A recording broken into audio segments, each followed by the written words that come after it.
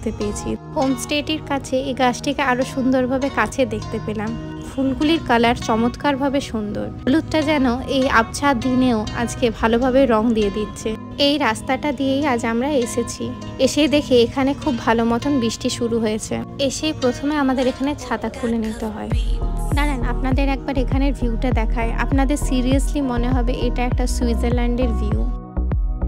আমরা যে সময় এখানে এসে পৌঁছেছিলাম পাহাড় পুরো কুয়াশায় আর মেঘে ঢাকা ছিল। এখন একটু ক্লিয়ার হয়েছে বলে বোঝা যাচ্ছে। তাই আমরা ঠিক করলাম যে নিচের দিকটাতে যেয়ে পরে আমরা প্রথমে শ্যুটটা শুরু করি। কিন্তু আকাশে এতটাই বৃষ্টি শুরু হলো কিছু বলার নয়।